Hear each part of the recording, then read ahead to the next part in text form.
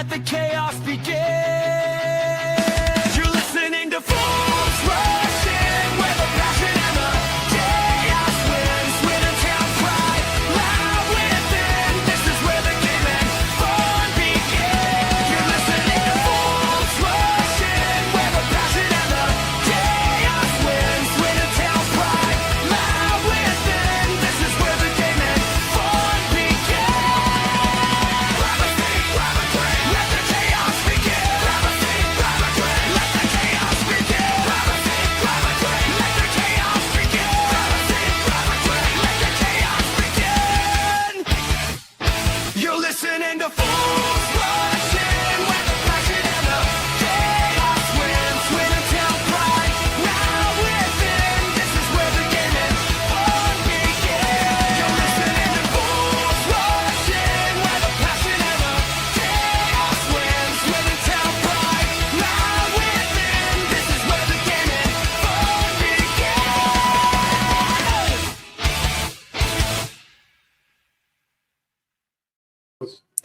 Good evening, everyone. Happy Friday and welcome to FRI on a week that has been absolute chaos and carnage, and that is not just the weather up and down the country.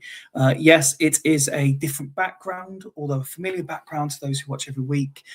Yes, it does mean I am in Swindon. I'm currently sat in an SN postcode and I am all ready for tomorrow's game, which, let's be honest, is going to be the joyful half of tonight's conversation, because a little bit of BTS for you in the FRI WhatsApp chat. It has been going off for the last 24 hours. There are very much a differing of opinions, who's to blame, who's at fault, and what is actually going to happen. But that is all to come. Before that, let's hit the intro question and let's say hello and remind you that no matter where in the world you're tuning in from, as long as you are watching live on Facebook, YouTube, or X, you can join the live chat and get involved in all of tonight's conversation, just like Sean has done on Facebook. He says, evening all, good evening, Sean. And Jason has said, evening Fyfye, and decided to spell it like the county in Scotland and not like my name. But I will take it nonetheless. I've certainly been called worse. Tonight's intro question, in homage to my mum and Trev, who are sat there enjoying themselves, trying not to speak too loud that I'm disturbing them. They are currently watching The Traitors, the hit show, one of the many hit shows that I just don't watch. Don't really know what's going on, although I do seem to spoil it every time I I come down to visit. I want to know, out of all 15 of the fools, who do you think would make the best traitor and who would be the best faithful? Do let us know.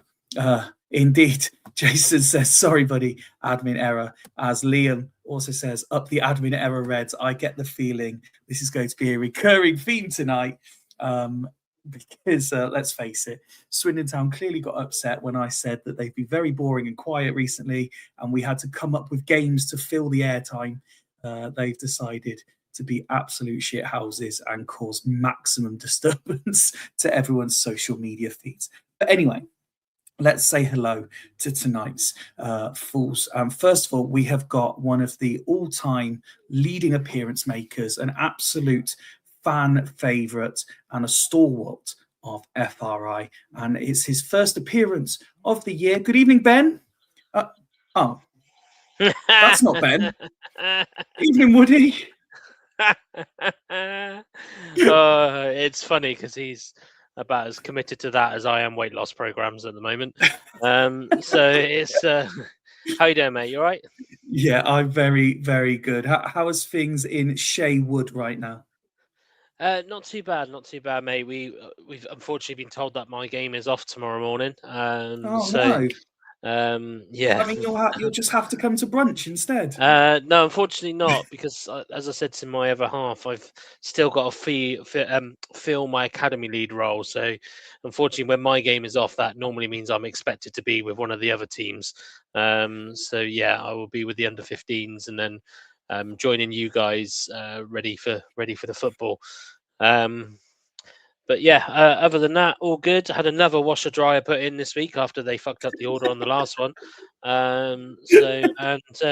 Obviously now it's been a week since we last spoke about wedding planning and stuff like that. Indeed. So What's the latest update? That is 1 week less, and all I seem to see is the cost of the wedding increasing and the time decreasing. So standard, mate, standard. yeah. So, but no, I'm looking forward to tomorrow. I feel that there's going to be, we'll talk about it properly later. I feel that there's going to be a bit of I don't know, kind of like a roll call of Swindon Town fans tomorrow. I just got that feeling now that that maybe some will be familiar with when the last time it felt like the whole world was against us, as to quote a famous Ian Holloway. So yeah, it'd be good. So much so I haven't even thought of getting changed for work yet. So the possible siege mentality is certainly something I'm looking forward to discussing later. Siege mentality, that was the words I was looking for. Are you a Traitors fan? Is the question for today's intro? I watched the first series, really enjoyed the first series. I thought the concept was brilliant. Didn't watch too much of the second, couldn't stand the American version. And I did watch the Celebrity because I thought the Celebrity Traitors was very, very good.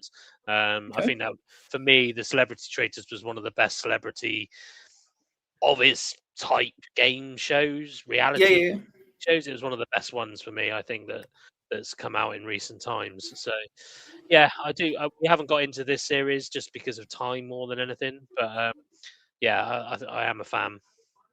Excellent. So you've known you probably know all of the fools better than anyone knows all the fools. Who would make for you the best traitor and faithful? Jason has said one show would be the best traitor as you never see him. Craig would be the worst as he speaks his mind. So my thoughts on the best, I think, would be Ben. Ben would make the best traitor. Yeah, Ben would make, because I just feel he's got that. He's got that kind of acting background, doesn't he? And I just feel like he is a performer. He doesn't have two sides, does he? In terms of like a performing Ben and a non-performing Ben. A bit like how we all felt. A bit like how the celebrities felt about Alan Carr in Celebrity Traitors, I think.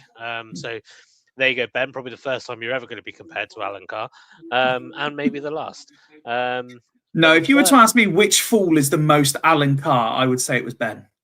Yeah, good. That's the second time he's heard it, and he's not even on tonight. And then the worst fool.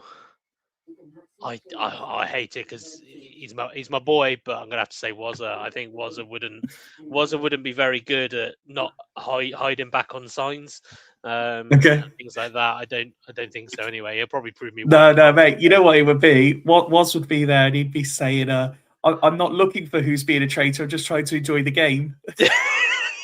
yeah, he would. Yeah, yeah. So I'm not yeah. interested in all this traitor nonsense. Yeah, no, that's not bad. Sorry, that's tickled me. That's right. Get the next one on.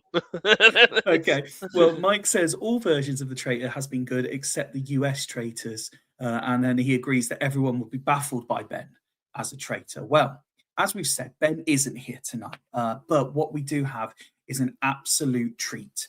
We have one of the all-time leading record appearance makers. It's only right we bring in a bit of a surprise act. One of the lesser spotted but much loved fools is also in the lobby. I'm delighted to say hello and good evening to Ned. Evening, Ned.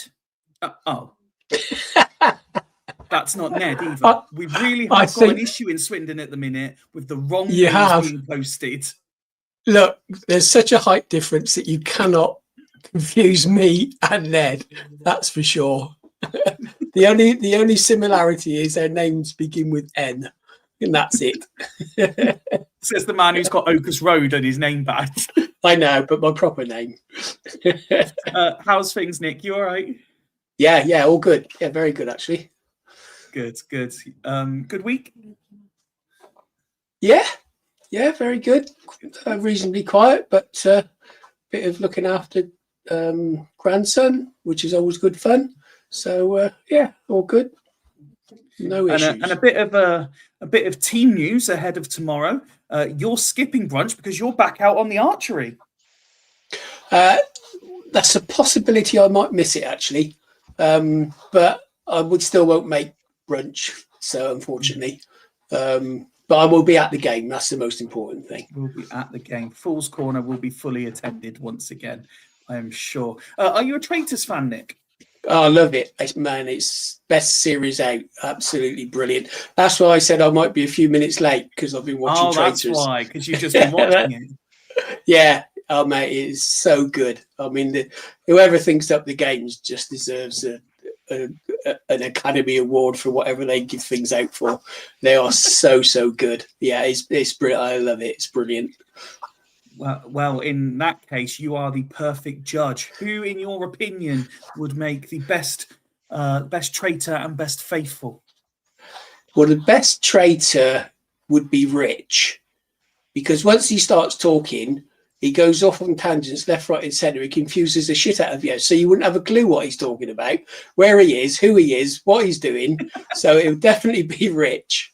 And I'm afraid I've got to disagree with you and Woody. I think the worst one would be Ben, because he talks himself down a blind alley and then he would slip up and give the actual, oh shit, I am a traitor. So I would say it was Ben. Fair enough. Well, I can't answer this question because I don't really, as I said, I don't follow the Traitors, so I don't really know. I'll tell you what, I've got Fyfye, next time we have a big get together, I've got I think it's the mini version of the Traitors game. We'll have to film it or stream a live version of the Traitors. Yeah, that would be good. I'll add it to the list of Rogue 2026 bonus content we're going to film. Jason says, Nick, has the batteries died in your clock?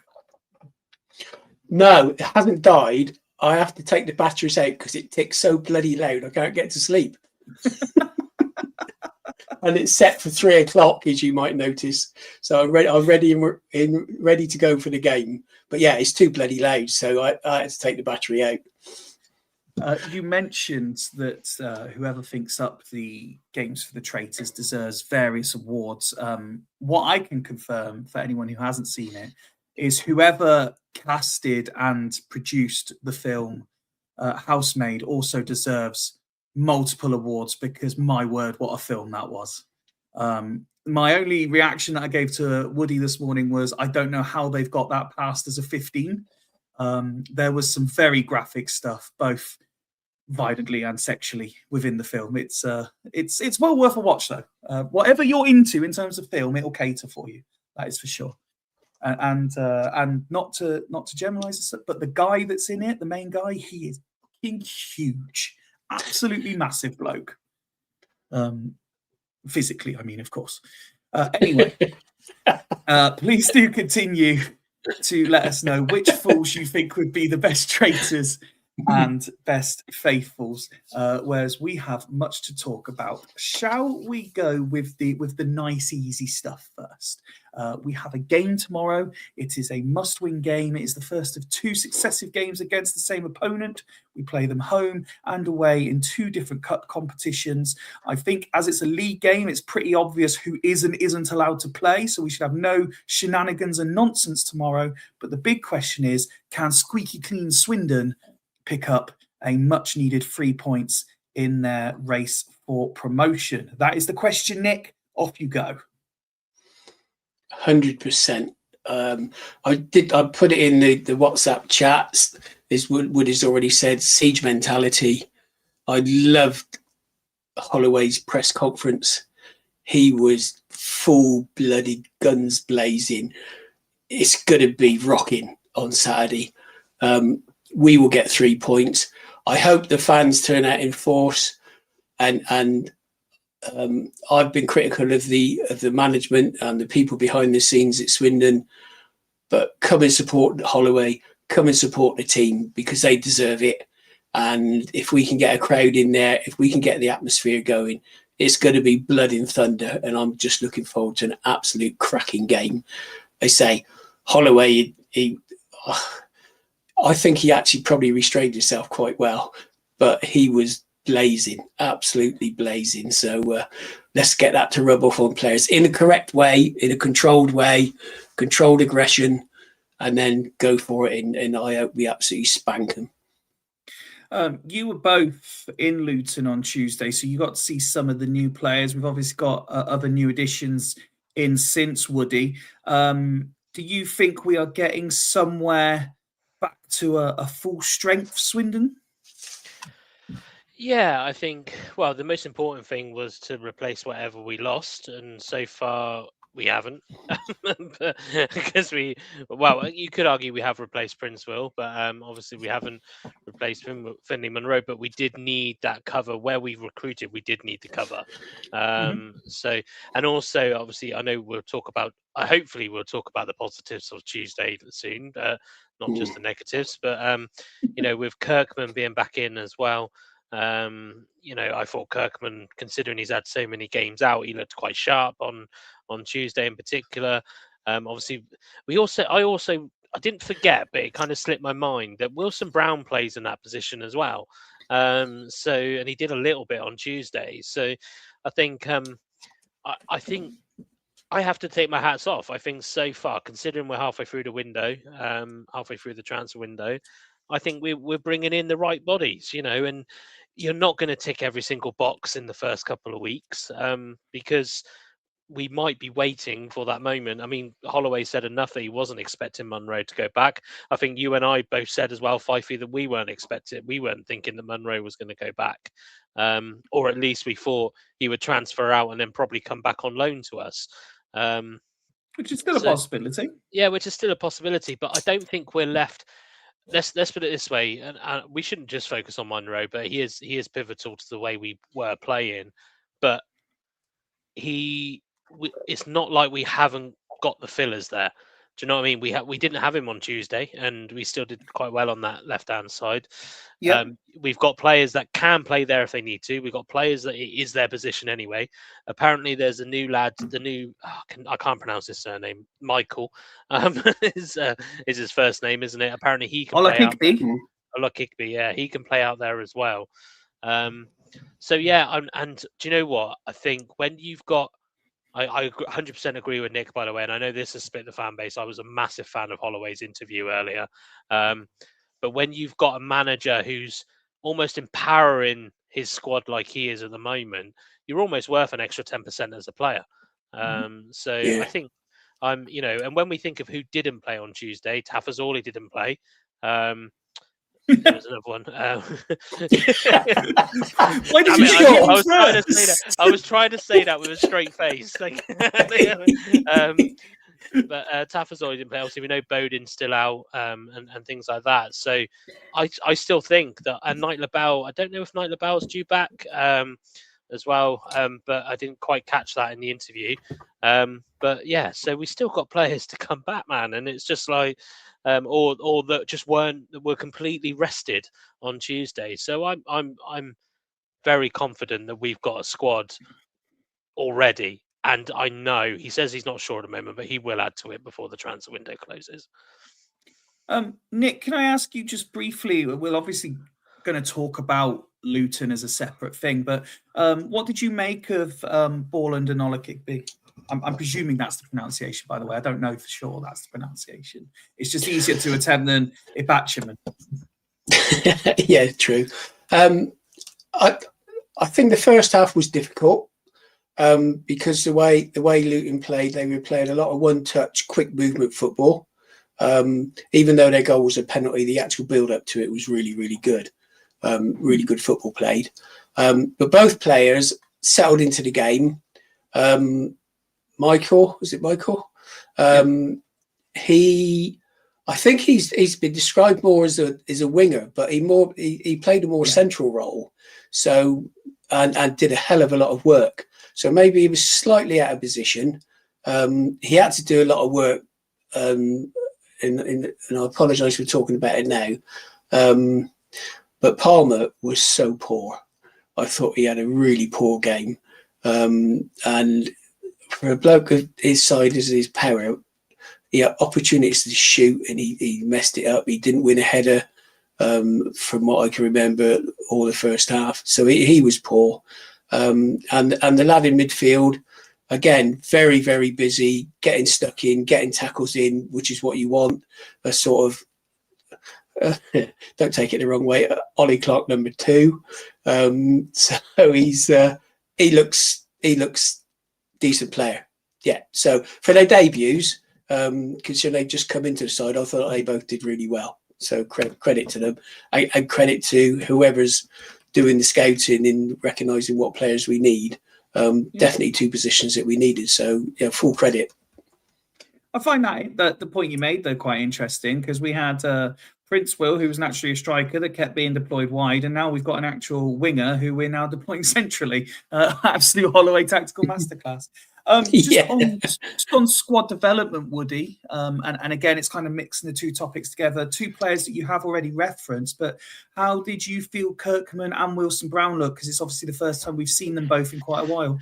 Yeah, I think I said to the lads on Tuesday that I thought you wouldn't have necessarily known that they had been out for the length of period they'd been out for. I thought Kirkman was superb, to be totally honest. But then I didn't. You were a fan of his last year as well. Yeah. Me and Joe spoke about it as well. I can't remember if it was half time or whatever, but yeah, Wilson. I mean, you know how much I loved Wilson Brown anyway. I think he's a fantastic talent. It's always difficult when you've been sidelined, probably for anything longer than 4 weeks, really, that you especially if you're a hard defender like Wilson Brown is, that you kind of come in and because what was his injury again? Was it his entire leg had deserted? Yeah. So when you think about if it's that type of injury where it's come from a knock or it's come from overuse, you almost you wouldn't blame them for their automatic instinct to be going half-heartedly into a lot of stuff.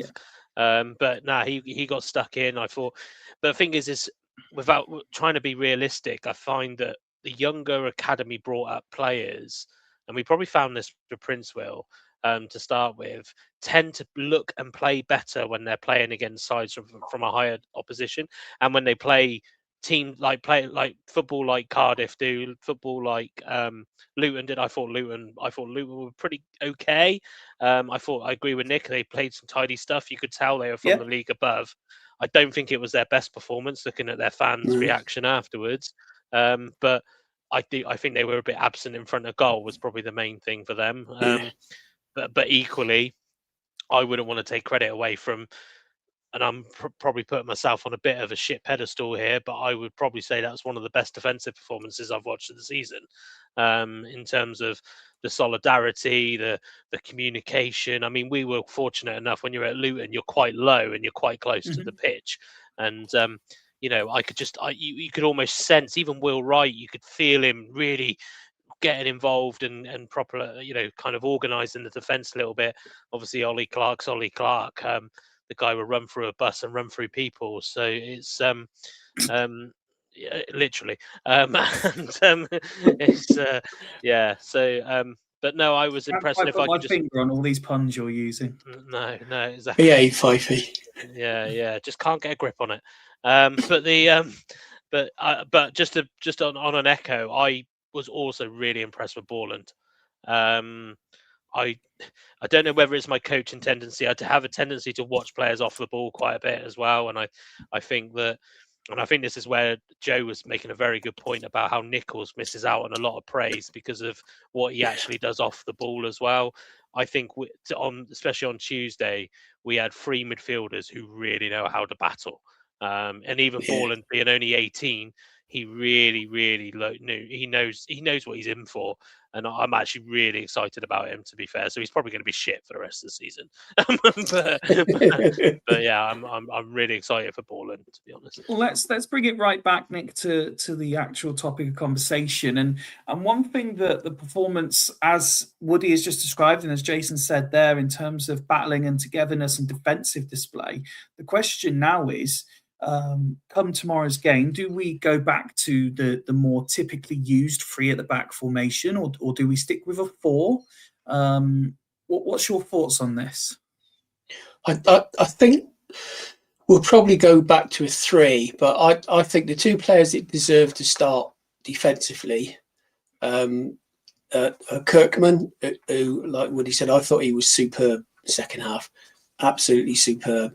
And I don't think as much as it's just not knocking him because he's left. As good as Monroe was and is, it's a position we can fill with the players we've got. In Woody's already touched on some of the ones that are coming back, and Kirkman, I think he can do a job there. I was so impressed with him. I mean, they were getting. And they had both fullbacks, McGregor, and I thought he was superb as well. I thought he had a really good game. And they both had really fast, tricky wingers to mark. And they were getting behind, they were blocking shots, they were stopping crosses, they were doing everything you want them to do. So I think both of those deserve to start. Now, whether they will is a different matter. And defensively, is what he said, we were throwing bodies at everything.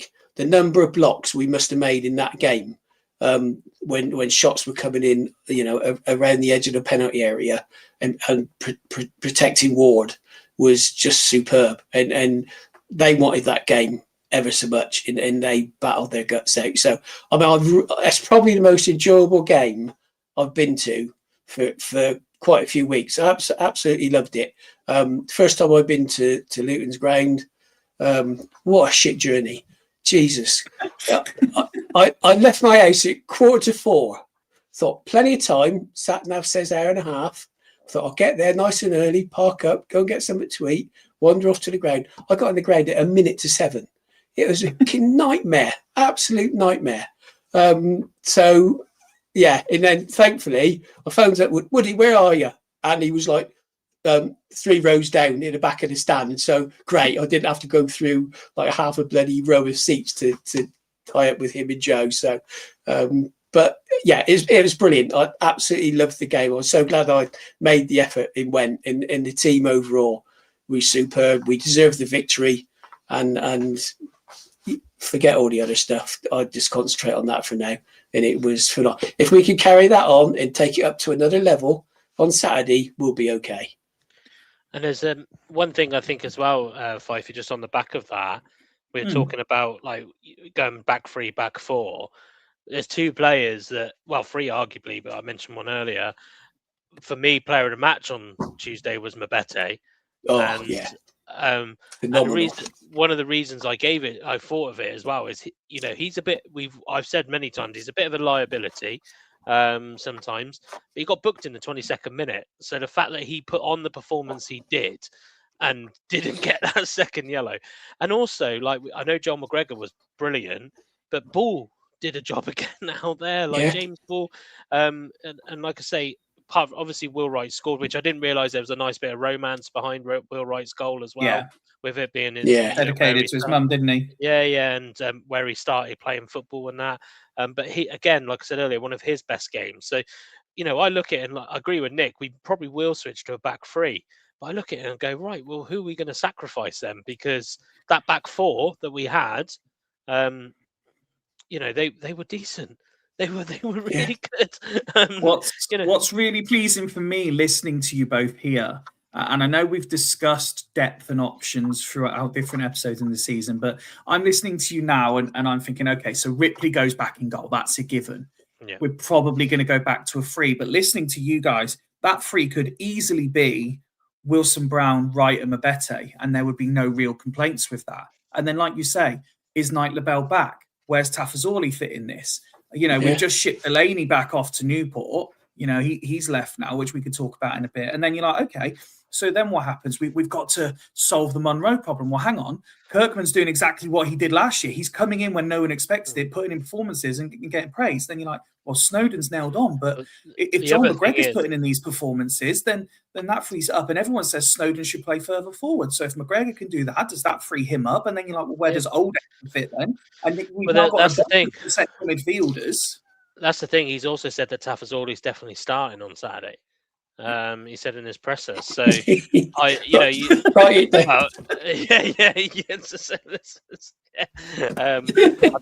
checking the FA. I'm just checking the FA portal now. To me. He's sat next to me. But yeah, but then even then you go right. If we go back four, who's going to go right back instead of James Ball if it's not James Ball? And then if he's starting Tafazorli, he's got to rest Wright or Mabete, hasn't he? Or if he goes to a back three, he could, or if he goes to a back three, he could rest. I think Wilson Brown would be the one he rests because Wilson Brown's obviously on his way back. I'm not sure if that's a sarcastic question or not. It's very much a sarcastic question from Peter asking if I think Wright can do a job in defence. I'll have you know that is our Ballon d'Or centre back right there. It's just good to hear though, isn't it, Fyfye? Do you know what I mean? It's nice we're all sat here. I know we've said it before, but we're all sat here thinking, what could our defensive options be? This is exactly it. And where I was going as I was rattling off the players' names is if you go back even just a few weeks, we were saying how we need Drinan. He's the only one that scores goals. We need Clark. He seems to be the one that organises things. But we're sat here now and we're saying, if we've got a team that, let's forget Drinan for a minute, but we're sat here and we're, with the exception of a joke, Clark's name's not been mentioned here as, I know he's unavailable, but we're not saying we need him. We've just said we could have a defence that doesn't have Tafazorli and we're not concerned. We've just lost a possible player of the season contender and we're like, do you know what? We've got players there who can do the role. So, yes, it won't be quite the same, but it's really encouraging that we can go into this game, which will be a difficult game, and we'll talk about Salford themselves in a bit, but we can go into this game with confidence that, yes, it might not look like what we thought 4 to 6 weeks ago was our strongest 11, but it's still a perfectly good 11 that we can go in and think we can get 3 points here. And that's I think, Woody, the really encouraging bit. It's actually almost flipped the other way that Drinan is not the problem, that's the wrong word, but he's the only one now that you're like, do we have adequate replacement? Because like Nick said, he wasn't impressed with Palmer. You've been not impressed at times this season as well. Tabor, we know, just isn't going to get the opportunity, but we have new players again now. And we've not even spoke about the midfield, which you think is nailed on with the likes of Nichols, Kilkenny and Oldacre. But as you say, we've signed 2 new players, one of which has had a decent debut against Luton. We've got Ball, who we're not even suggesting on that right-hand side, whose natural position is in that midfield, and his form has been superb. We have so many options, it seems, Woody. Yeah, exactly. And it's a good position to be in, isn't it? And, I know, we got to praise as well as be critical. there is obviously something happening off the pitch that's given us the support to be able to do this. Because, well, I mean, FRI have heavily invested in the transfer budget this yeah. year. Well, my biggest worry is where is the money coming from if we're playing the money, because I don't think the crowds are quite big enough yet. And I think I joked with Nick on the way on our walk back to the car. I said we're not announcing a sponsor every 5 minutes either. So it's so yeah, but I'm not going to worry about that until it rears its ugly head out the surface. I guess I'm going to enjoy what's on the pitch at the moment. But no, it is satisfying to see, and it's nice to see that we've got a manager who can balance that, because, like you say, all of those players that we've named already, and we haven't even got to the kind of front line of midfield yet. They all have their own right to be in that. Every single one of them, in my opinion, have the right to go, I should be playing every week. Is this period going to do us a bit of favours? I said last Friday that this is where Holloway will earn his bread and butter, is managing this period. It's a difficult period. I know people say that everybody's the same, but not every team is going through this run at the moment. In terms of, because of the postponements and the continuation, hopefully, in the cup. We've got that kind of Saturday, Tuesday for so long, and they're horrible trips as well. So it's this is where he earned his bread and butter, and I think we'll start to see the respect he has got from the squad, because it'll be really easy. I mean, even Tabor, to a certain extent, I know he's quite mellow and he's probably quite down to the ground, etc. But he must be frustrated as fuck. I'm frustrated for the guy, but at the same time, you're kind of like, well, actually, yeah, maybe he respects his manager enough that he knows he's going to be called upon. Nick, we've obviously mentioned that we've got 4 new bodies within the squad, 2 of whom you've already spoken about that made their debuts. Do you realistically see a situation where 2, 3, or even 4 of them start tomorrow? Or, because we have had this break where there's been no football played, so players have had the chance to bed in. But Swindon have also had quite an established starting 11 for the majority of the season. So it'd be quite hard for new players, unless they're exceptional, to break in. What do you think?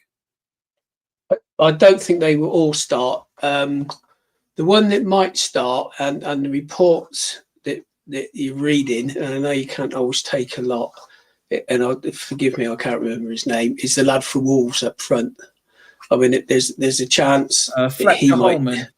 Yeah, the reports coming about him are really, really positive. But again, until he gets on the pitch, you just don't know. Because I'd rather see Palmer come off the bench. I say I'm not his greatest fan. He does certain things, but he needs to improve massively from Tuesday. So as he started Tuesday, I wouldn't be surprised if he's on the bench. The other 3. Killian on with the other podcast, he's a massive Sunderland supporter, and he's given glowing report on that the laddie from Sunderland. So that's a good signing. And as Woody said, I've been critical. We've all been critical of the management and the way Swindon are run. But to get players on 1.5, 2.5 year contracts, you got to hold your hands up and say, well done, because that is a club that's building for the future, which is what you want to see and what you want to hear. So on the basis, for me, I think the only one that's got a chance of starting is the Wolves lad up front. I don't think the others will start. I think he will have he's fairly consistent starting normal starters, but there are players that can come back in that didn't play Tuesday but are the regulars. So I can't see it being too much different. But again, as we've said all season, the bench is going to be so strong, and he throws 5 players on in that second half, and that changes games. Woody, just on the subject of the 4 new players that have come in, you can't always take everything you read as fact, but as fans, we will always read these things. But what is encouraging is, no matter which of them you look at, of the additions, they're all coming with glowing references from both their club and the club supporters. Like Nick says, the lad who's coming from Sunderland, battling qualities, captain qualities. The same with the lad in from Villa, captain qualities, creativity, etc. The striker that Nick was just talking about in from Wolves is coming in with can't believe he's gone, but understandable. And you hear these things, and again, it's all encouragement, because if you go back, say, 2 seasons, it was all Swindon need experience, all we've got is these young lads. But what Holloway's done is he's built this experience structure throughout the team. Yeah. And now that we're adding these exciting youngsters, it's something for the fans to look forward to. Yeah, and I think there's probably a fundamental difference to a couple of years ago. A couple of years ago, it was all stat driven. These players, from the gist I get, is these players have actually we've gone to have a look at them. Yeah, we've actually gone to have a look at them as well. We might have been tipped off by stats, but they sound like they've kind of almost done their proper homework on it and had a little bit of what kind of reference have they got. Like you say, they come with glowing references. They come with good credentials. I think when you look at Fletcher Holman, probably coming as a bit of a what's the word I'm looking for?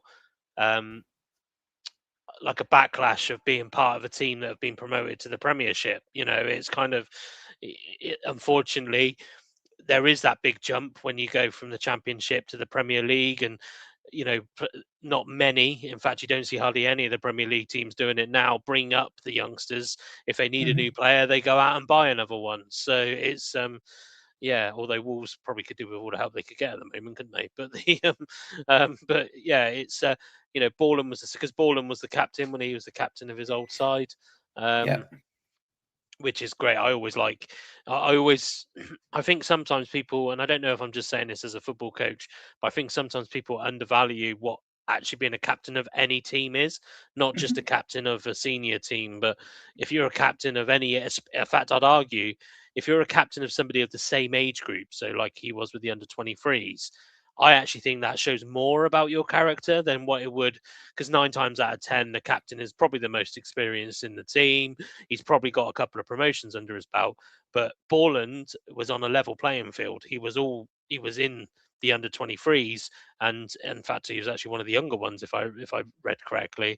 And he's on 11 playing field, so that he's been chosen as captain based probably purely on his character. So I think that says a lot as well. So to kind of bounce off Nick's, I think I agree with Steve Fletcher. I actually do think he'll play Borland tomorrow, just because he'll want that work rate in midfield. But I'm excited to see what happens. Who is, because I just think that maybe Old Acre, as much as I do rate him, is he going to be the right person to get us through that first half tomorrow? I definitely think he's the person you want putting those balls through to the 2 speedy lads up top, and Drynan and Miguel, as I'm going to call him now, and things like that. Miguel? So, I don't know, because I don't want to call him Michael. I feel like, it's no offense, mate, but that's quite a standard name. I'm going to make you a little bit more exotic. But Ollie. Yeah, Miguel Oli. Like I say, I think we're getting signings in the right areas. We're getting the right characters in, and I generally feel the main difference is whoever this guy is that Holloway's talking about behind the scenes. He's apparently the same guy that got helped Holloway get the Swindon job, who is helping him out. Have we secretly got a little bit of a Ben Chorley in there? It's Ben Chorley Mark II, because I believe his name is Ben as well. So, as long as it ain't Ben Nichols. But it's I'm pleased for it. I'm pleased because it just feels like we're just doing the right things at the moment. Absolutely. Nick, it's possibly the only question that's been asked this week that's united everyone on the WhatsApp chat and arguably everyone on social media, but with a focus on the opposition tomorrow. If it's one or the other, it's win tomorrow and sack off Tuesday, isn't it? Oh, all day long. I said Friday, I don't care about the FA Cup. Man City is the worst draw we could have had if we get through. So I don't care if we get beaten that. I want 3 points on Saturday. That's a given. As Holloway said, you can't go losing 2 games to opposition. So that's even a bigger incentive for him. to get us the 3 points, and it will push them further away from us, which is critical because it's going to be tough because they've got what, a £900,000 front two, so you assume they're not going to be mugs who are playing up front. So yeah, we're going to have to. What they haven't got is Tafazorli, Will Wright, Mabete, and Wilson Brown. Exactly, and we're going to have our work cut out. And the only goals we've conceded, as it's already been pointed out, is a dubious penalty and 2 absolute bangers. So if they want to score against us, they're going to have to work their guts out. And as I say, if we defend like we did on Tuesday, with just throwing bodies on the line, we're going to be very hard to play against. And Woody, off the back of that, as we were kind of alluding to in an earlier comment, it can't be understated, despite this air of positivity that we are spinning in this opening sort of half hour, 45 minutes, it can't be understated how difficult tomorrow's game could potentially be, because Salford are a good outfit. Yeah, I think I might have said in the one of the preseason episodes that I've got a fear that this might. I say a fear; it's probably unfair to say a fear, but I feel that this might be their year that they do eventually finally get out of League Two.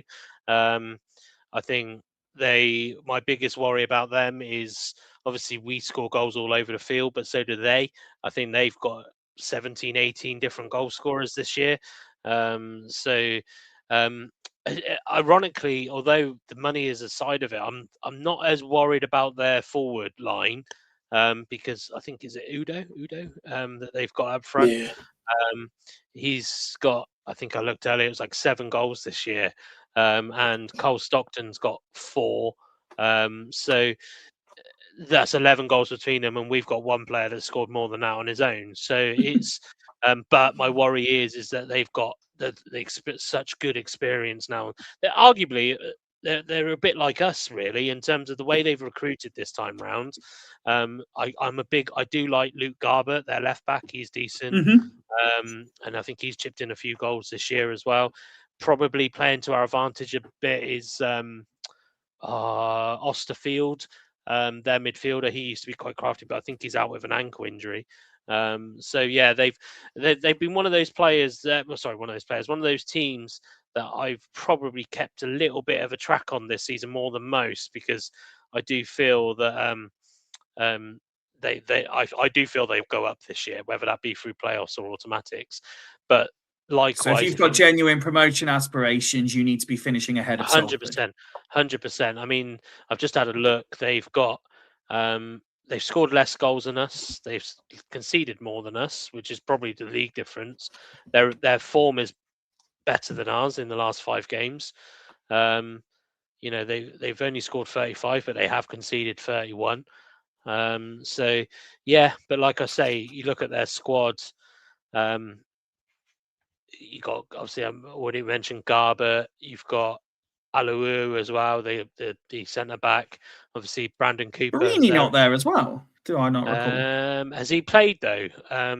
Yeah, he has played. I just had a look. Yeah, but I'm not.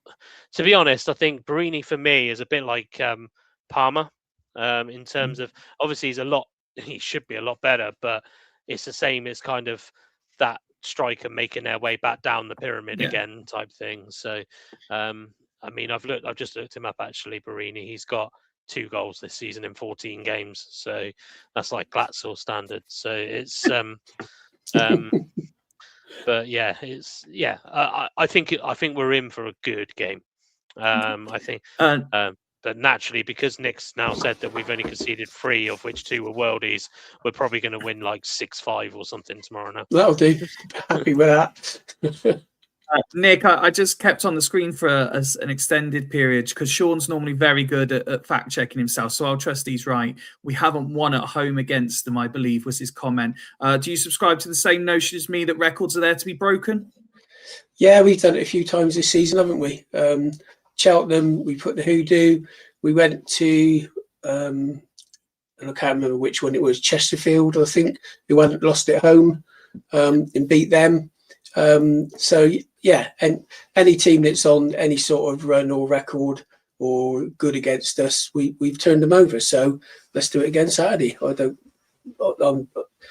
I'm as confident as I usually am. What that means, I don't know. Let's find out just how confident. Let's find out just how confident you both are as I ask you for your predictions. And Nick, I will start with you. I think it's going to be an absolute stormer. I think we will probably concede. Don't think we'll concede more than one. And I think we're going to be on fire. It's so fired up. I go 4-1. 4-1. Huge start. Woody? I'm not far off that. I am going to give Salford a little bit more attacking credit. I'm going to go 4-2. Ooh, okay. I will, for a change, I'm going to be the less adventurous one in the group. And I'm going to say that we will steal a 2-1 win, is my prediction. We do have someone else jumping into the lobby, and he's come at just the right time because he didn't really want to discuss tomorrow's game. He wanted to discuss everything from Tuesday to the press conference. So he's joined at just the right time. Evening, John. Ooh, evening all. How are you, Can mate? you You hear me? okay? Yeah, good Yeah, mate. can I'm hear you just trying fine. to work out what I'm doing here. I've got my earbuds in, so if it goes a bit weird, it's because of them. No, it's all good. It's all good. We're just getting the predictions in for tomorrow. Sean's saying 2-1 win. Jason's saying 2-2. The boys are in a positive mood. What are you thinking for tomorrow, John?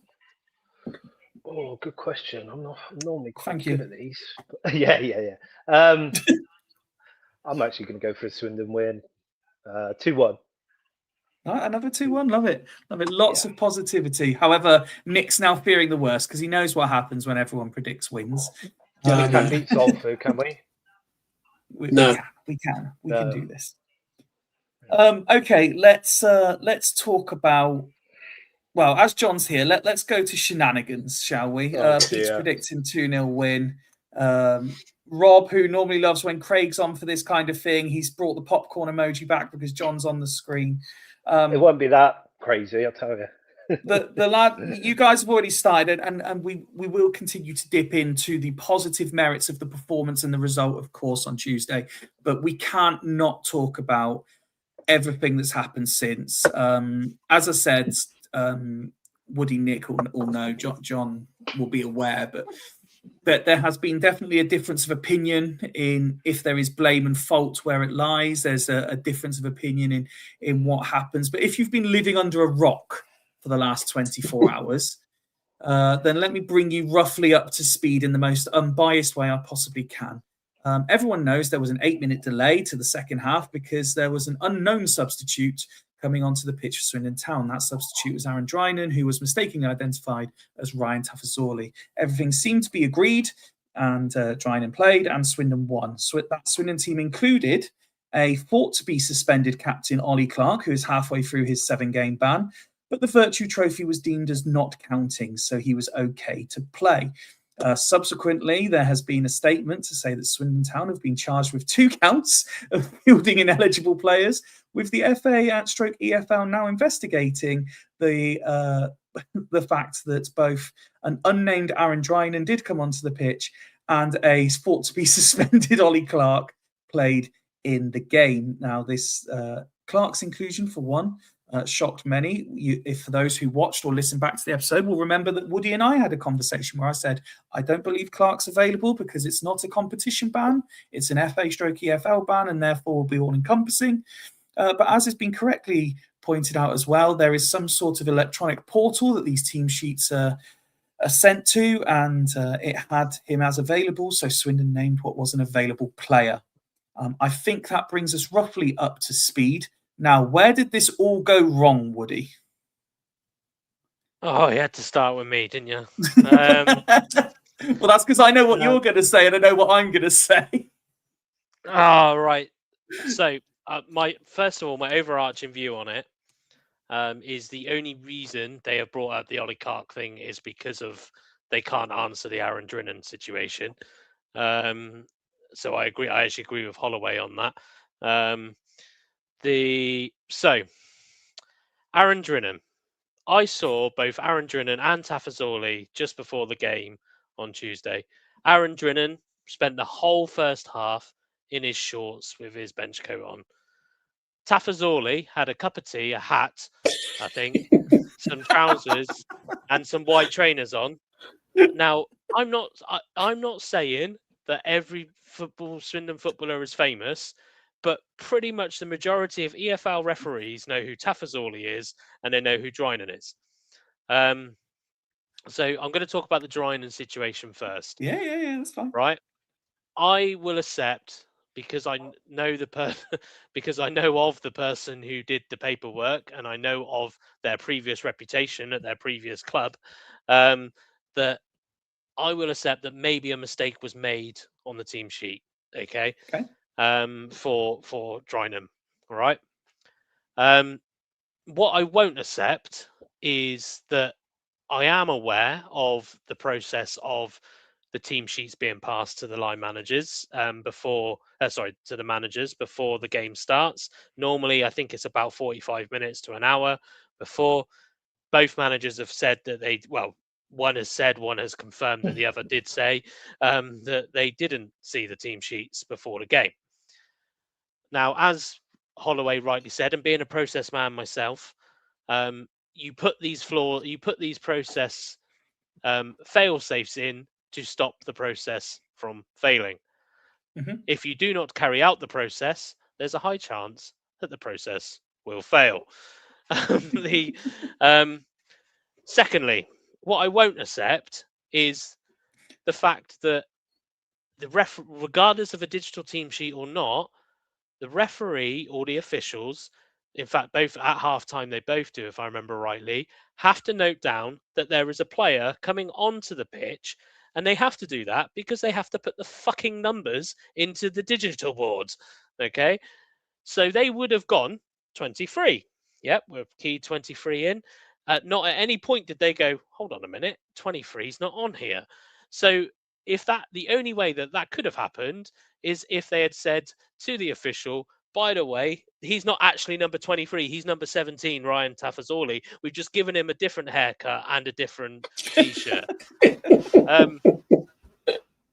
What I also won't accept is if said Aaron Drynan was ineligible to play because he wasn't on the team sheet. I also really question the word ineligible to play because I classify somebody who is registered and able to play as eligible. Agreed. We're talking about two different things here. Then if that really was an issue, then it shouldn't have been an agreement between what's his face, injured all the time Arsenal player Jack Wilshere and Holloway that Drynan should have been able to continue. He should have been told, you have to leave the field. Or the game should have been abandoned at that point, where they wouldn't do that anyway. They wouldn't abandon a game like that, especially in a competition that the FA take very, very seriously. So on that was allowed to continue.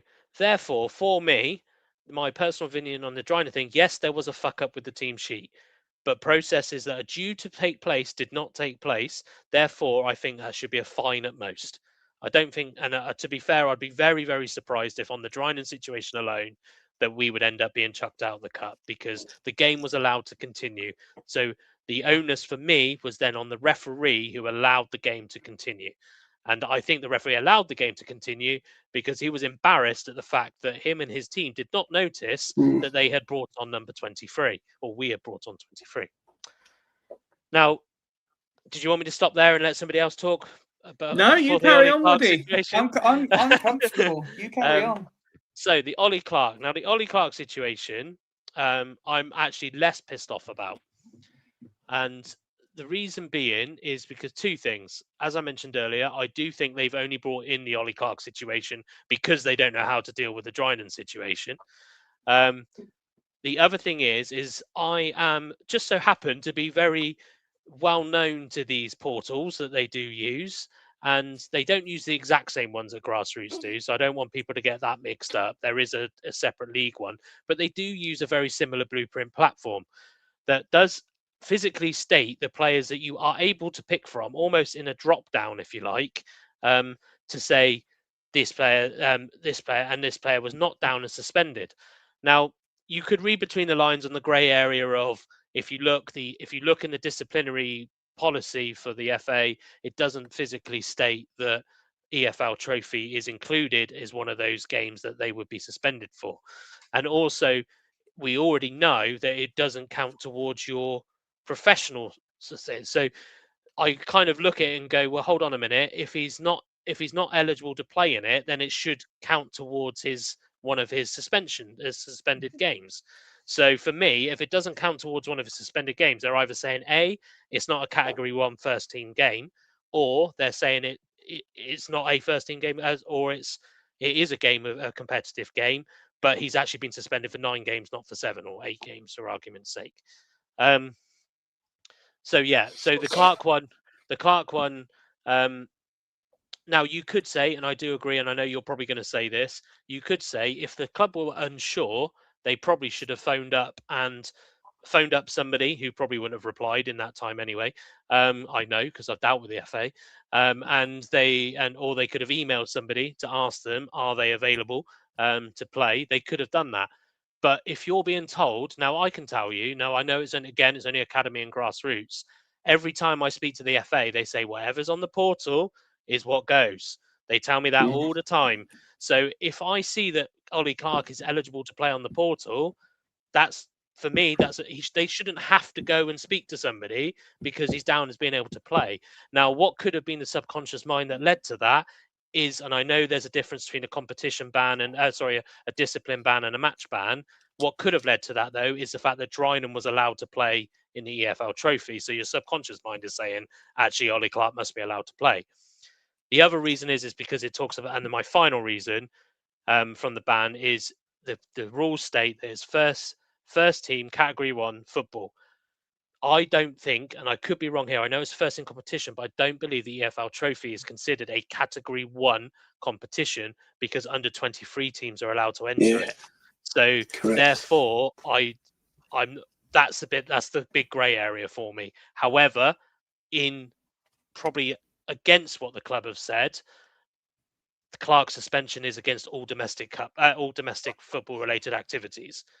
So whilst I understand that, yes, there could be a breach of rules here, if there is a breach of rules, there's also been a failing process. And for me, if there's a failing process, you can't hold one party accountable.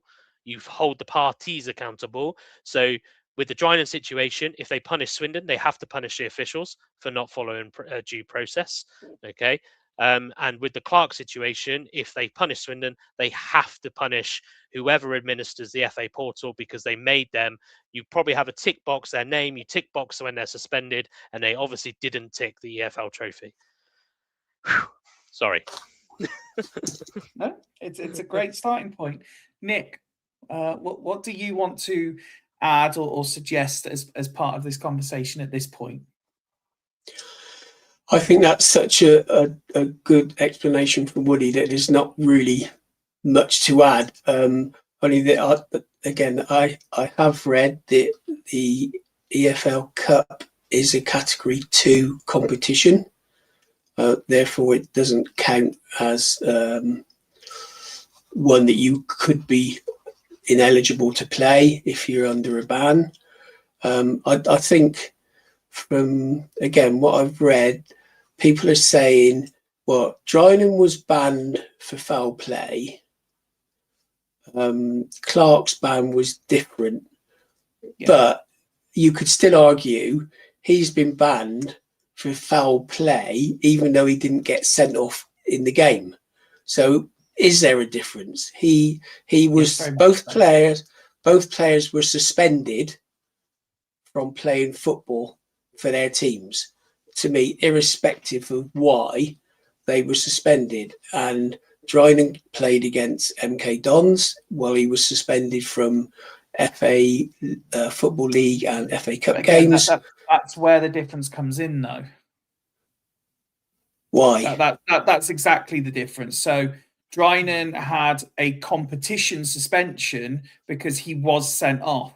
Clark's got a full income, or what I would assume and believe to be an all-encompassing suspension, because his is a retrospective ban for conduct. But he's also- he's still restricted and banned from playing in competitions, irrespective. So the point I don't understand why that makes any difference. So if, for example, if Drinan hadn't have been sent off for punching the player, but then they went back and said, no, that's violent conduct. We can't have you doing that. We as an organisation are going to suspend you. I would agree that Drinan and Clark's suspensions are the same, but he was actually suspended because of the physical act of getting the red card in that competition. Yeah, I guess because it's the thing with it is, when it gets messy, is I think you either have to do one or the other, and then we'll come back to this. But I think if you're sent off in the league, your suspension is in the league. You shouldn't be banned for League Cup, FA Cup, Virtue Trophy. So if you get a red card in the Virtue Trophy, it doesn't affect League Cup. If you're sent off in the FA Cup, it should only affect the FA Cup. You don't get players getting sent off for England, for example. Because England aren't playing anymore, their ban gets carried over to the Premier League. But then if they get an organisation ban for something that they've done inappropriately, then yes, that encompasses all competitions. Yeah, but that's the grey area, isn't it? And that's what the argument's going to be around. So, and it depends on the wording of the actual wording from the FA regarding Clark. And I'd have to read it again to see exactly what it said and whether it was clear that it was for all competitions, or was he just banned for League and FA Cup, League Cup competitions, or Category 1 competitions rather than Category 2? And I think that's where the grey area is. Okay. John, you've joined us specifically for this debate. I know you were listening in I know you were listening in to Holloway's comments today on this matter with keen interest. What's your take on the situation? Well, first of all, when they said about the category, I'm going to start straight with Clark. So when they was on about the categories and they said a category 2, that's what I just thought. Oh, that's fine. Then he can play. I'm sure Nick mentioned it on Monday night, something about, I think it might be different than join-ins or whatever. Anyway, so when he was on the team sheet, I thought, that's a bit weird. But then later on, you find out, you can play in Category 2 games. And the reason I thought, and then it all kicked off, and then I thought, maybe it is a Category 1 game because the under 23 sides don't get to go through to the quarterfinals. Then I realised West Ham had played so and so. So I was thinking, that's a bit weird then in the quarterfinals. So then I thought, I don't really know. But then I think it was Sam Morshead and Dan Hunt mentioned something about he has to play 7 consecutive Cat 1 games first, which makes no sense to me either. So I'm as confused as everybody else on what's Cat 1, what's Cat 2. Can he play in this? Can he play in that? Okay. And what about the situation as a whole? Do you agree with the notion that the authorities are using this as a scapegoat situation because of the Drinan thing? Do you think there's a conspiracy against Swindon? Do you think it's all being blown out of proportion? What do you think? Well, I agree with Hannah's earlier that you got to get your house in order first before you can start trying to blame the FA and trying to blame. On the night, you even had Swindon fans, without naming anyone or anything, trying to blame Luton for it, saying, Luton must have seen him come on. Yeah, they did in the end. Chris Powell, the assistant manager, Wiltshire's assistant, he was the one that went, hang on, that's that Swindon top goal scorer running around. He's not even on the team sheet. So, obviously Swindon makes me laugh. And obviously Swindon thought he was on the team sheet, and that's the other mistake. You read into it that Swindon had put a team sheet in earlier in the day, God knows what time, maybe on the coach or 2 hours before kickoff, who knows. But I think Ryan Trusazori, if that's how you pronounce it, was meant to be on the bench, and they wanted to change it. But if you read the Sun, and if you agree with the Sun or don't agree with the Sun, or read the Sun or don't read the Sun, there was a statement in there that Holloway had said that the Wi-Fi had gone down at Luton, or they couldn't connect to the Wi-Fi at Luton. So who knows, mate? But who knows? But somebody's made that mistake. But today, I was very surprised this morning when that statement came out. They have admitted to that mistake with the team sheet, which I don't think they had any choice over in the end because they've realised that somebody's mucked up. Now, Holloway brought the secretary's name up, and now I'm hearing later today from other sources that are sort of around the club that she's on holiday. So God knows who's ended up making this mistake with Drinnan.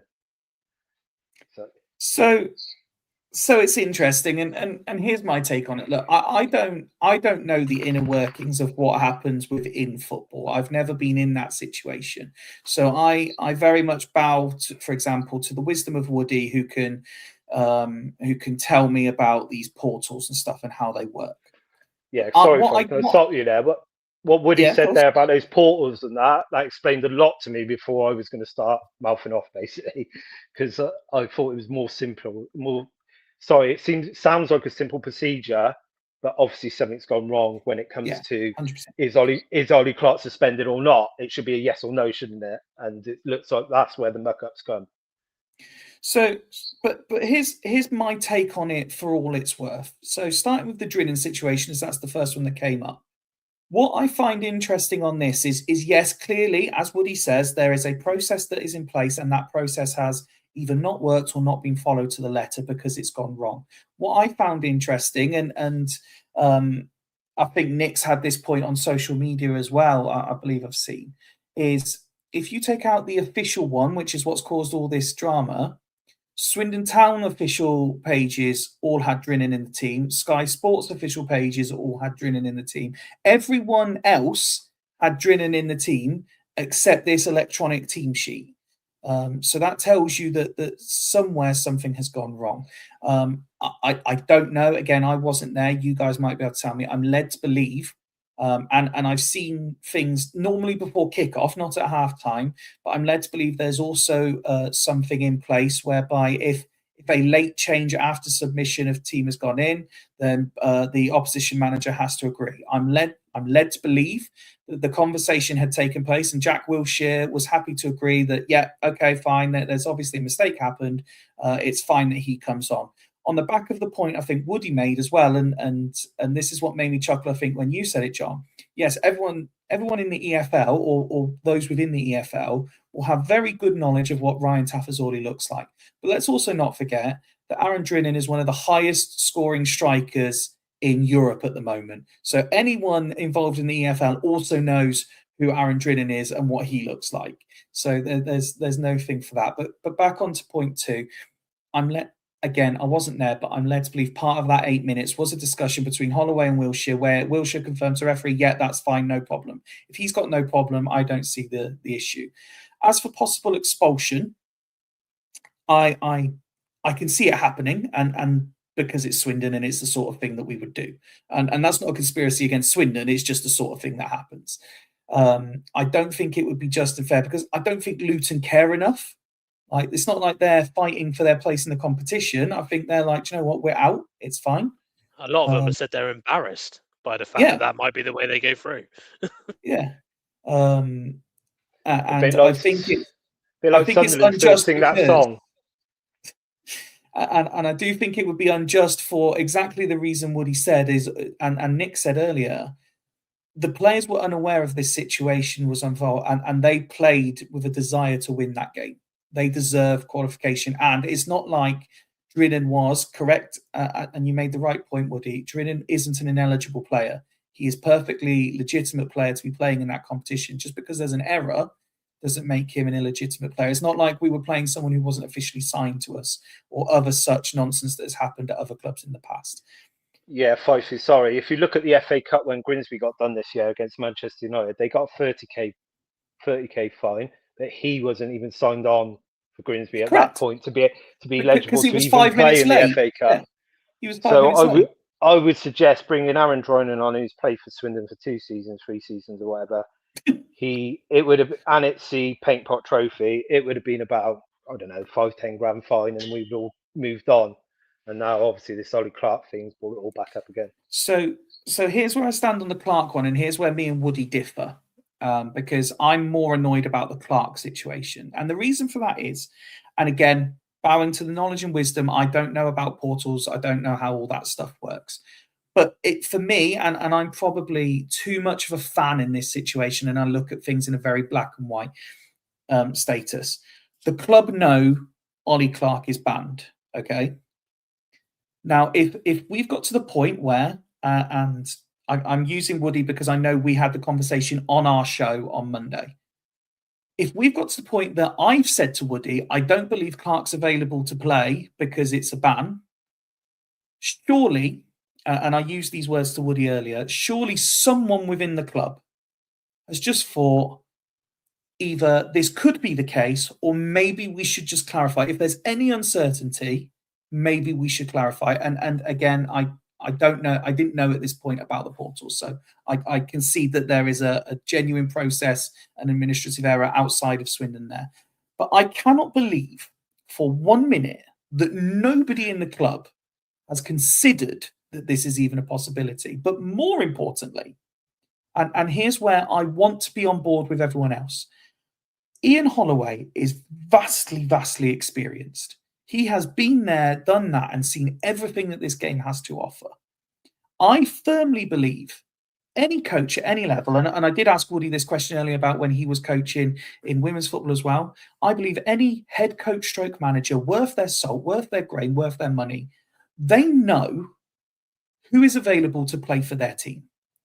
So you cannot tell me that at no point has Ian Holloway gone, is he definitely allowed to play? Or he has gone, I'm absolutely sure he's allowed to play. There is no way he's picking him if he's at all unsure that he's allowed to play. Which for me says one thing. Fyfye, I suggest he's probably asked the question, is he allowed to play? And he's been told yes. Yeah. So there's no more that there's no more. He's not going to look into it any more than that. No. He's going to go. No, I agree. Fine. I agree. So he's delegated to whoever and whatever. And he's got his answer comes back to yes. So yes. Now it's not his problem. It's not him, is it? Well, so this is where it's now one of two things. Okay, either he hasn't done that, which I don't believe would be the case because again, vastly experienced manager. But if he hasn't done that, the blame, I'm afraid, stops with him as the manager. Now, if he has done that, then again, you go back to the problem of either someone within the club doesn't understand what's happening, or those in the places of authority have provided incorrect information, which Swindon should therefore be able to document that that's happened, and it washes the whole thing out of the carpet. So either we're exonerated from the blame for the reasons that have been outlined on both Drinnan and Clark, or there is a fundamental problem at Swindon.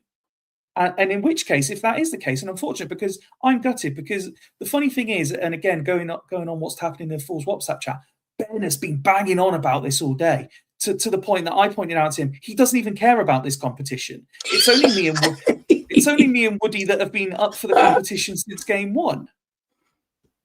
Oh, and Nick, yeah, I'll give Nick. Fyfye, with I understand what you say, and reading Holloway's press conference, he's basically said the club have got the relevant information to prove that they're in the right. Now, I posted on our WhatsApp group that surely somebody from the club, as you said, would have checked and confirmed and got it in writing that he can play.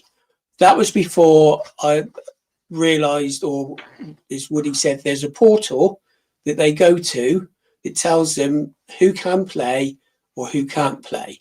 So if Holloway has said to whoever, is he okay to play in this competition, and they've gone onto the portal and it's shown that he's available, they've done what they need to do. Now, as long as they can prove that, and he was listed as being available on the portal, that's the end of argument. Now, say, from how I read Holloway's comments, and it did take quite a while to read it because there was a lot there, he's adamant that the club have done everything correctly, and we will be, what's the word, confirm that we were correct. Yeah, that's it. Long word at this time of day. And we did everything right. So I hope that's the case, because certainly I do too. A, the players, and B, the fans deserve for us to have another game in that competition. And I've seen a lot of nonsense about, if you get kicked out, you got to refund the fans. Well, that's a load of shit. It's like if you go away and get beat 6-0, we'll refund the fans. No, It doesn't work like that in my book. It's just if we shit. go- It happens. If we go away and lose 6-0, I'd only be there for 20 minutes. Yeah, well, you're a faker be if you fair- leave early. You're a To be fair, faker. John, that's not even just away games, because I'm sure you text me 3-0 down to Aldershot that Harrogate. you'd left the ground. I was at Aldershot. I thought it was Harrogate. No, it was Aldershot, wasn't it, in the cup? Yeah. You text Yeah, me that that was you'd it. left after about 22 No, minutes. there was a Harrogate game as well. We were 2-0 down after 7 minutes, pissing down with rain. I went home. Nah, I think we lost. We did lose, but yeah, I think we came back. It was like they were 3-2 up at half time, but they still won. John, That's when me and John are opposite. So we'd be 6-0 down with 10 minutes left, and I'd be like, "We can still win this 7-6. Yeah. lads. We can still win this." Mate, I've when we never got the- left the game. I've never left the game early, which includes, if you remember the playoff final with Preston, where we were 3-0 down after about 60 seconds. Oh, Jesus. My brother left me with his other half at the time, and I was just sat there on my own. That's when Nathan Thompson bottled it. Yeah, the only one I'd left early was when the fog descended on the county ground and the game I left that one started. early. And it was Later, stopped. didn't And it? the only reason I left that early Because you're was I was parking. parked in Tesco's and I didn't want a £30 fine. Yeah, don't blame you. Don't blame you. John, is it easier at this point to ask what was the last game you stayed 90 minutes for? Tranmere, because I was in corporate. Ah. Which what I means was he going did- to ask. Yeah. Which means he didn't stay for the 90. He was in taking part in the facilities. That's Yeah, it. He was back in the bar after 47 minutes. I've done that before, and when Lee Powell was in charge, I can't remember who it was against, but we were 2-0 down at half time. And I said, "Can I stay in here?" And they said, "No." They said, "You can come in here with 20 minutes left or something." I went, "Yeah, that'll do." What I was going to ask as well, how many games have we had called off since Clark was suspended? I think it's only 2, isn't it? 2, yeah. Yeah, I was going to say maybe they've got confused there, maybe somehow with the rearranged fixtures and stuff, but nah, that's clutching at straws, isn't it? We can't be accusing the FA and EFL of Swindon town level administrative errors, surely. Yeah, that's clutching at straws a bit. Obviously, it don't even add up anyway because we've only had 2 games called off. So Okay, so Yeah. If it was 3 games. here's the hard hitting question then. In your heart of hearts and your brain of brains, what is the outcome of this absolute shower of shit situation we find ourselves in? John, let me start with you. What do you think is the outcome? God knows. It depends. I don't know. Do you? Can you get a bigger fine and stay in the competition, or can you get kicked out of the competition and have a lesser fine? I don't know what if they're given that option, then which option would the club take? I don't know. What would you take? I really don't know. Well, if you had the money, you would probably take the bigger fine and stay in the competition. But then it all depends on if Holloway wants to. I guess he does want to get to the final at Wembley. Which Holloway said from day one he wants to win this. He looks like he wants to stay in everything, which is great for the club. Well, great for the fans as well. A lot better attitude than in the past. Would it be a disappointment if we're kicked out? It will be for the people that went to, I would suggest, like you lads that went to Luton. Could we win it? Yes, we could win it. Are they going to do? I just hope that they, the EFL or the FA, whoever's making the decision, just do it quick, because the longer it drags out and we got Plymouth away or whatever, and then it gets like a week before and they kick us out there, and it'd be even worse then. So they just need to get on with it. I can see that we've had some responses already in the chat. 40k fine, because that's how much we get for winning the tie. Rob on YouTube says we get kicked. Sean on Facebook, if it was 1 player, then it would be a fine, but because it's 2, we're going to get kicked out. Woody, what are you thinking? So I've been trying to think of this logically. Bearing in mind this. Oh no! Don't. When Swindon Town, the FA and the EFL are involved, don't put logic into it as well, Woody. Yeah, but also, you know, me and Nick joke regularly. Obviously, in my line of work, We can't The base HR everything on specialist. we can't blame everything like it's a criminal law, and this isn't criminal, is it? Really? So the way that I The kind fact of we're looked having at to it, talk right? about it is criminal. So the way that I look at it, what is the worst sanction? The worst sanction would be to be kicked out of the competition, because now, or disqualified, if you want to call it disqualified. Sorry, So Woody, can I just jump in there? Another one would be adding games to Ollie Clark. yeah. No, John, you missed it. We spoke about all the options we got. It doesn't matter. They can just give him an extra free game ban. It's fine. Yeah. We'll just play him in the next round in the final.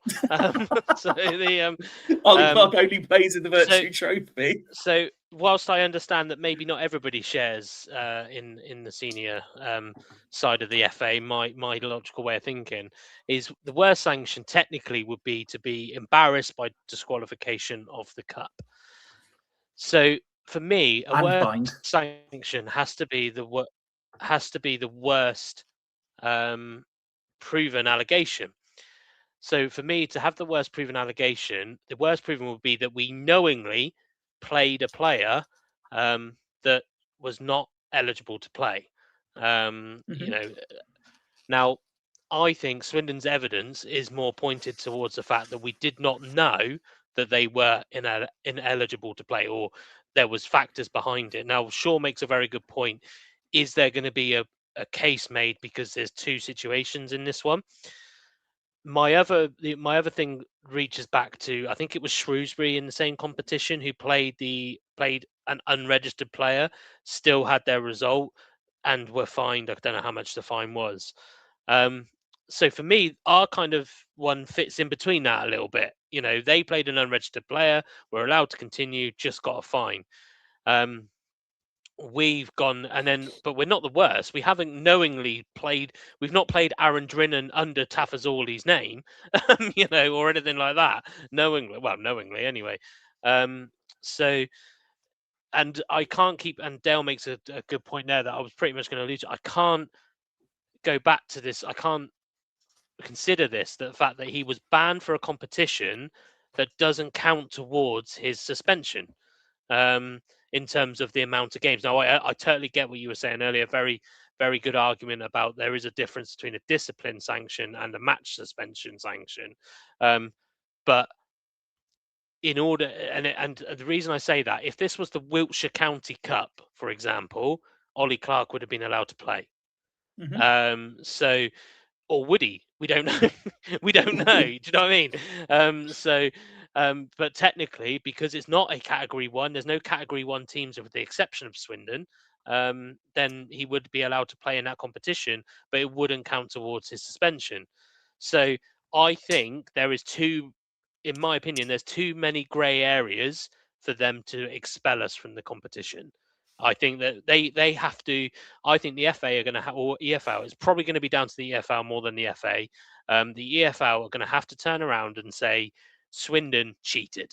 That's what they're going to have to do. They have, in order to kick us out, they have to say Swindon cheated, and they have to show that without taking any liability. They have to almost show that nothing was their fault.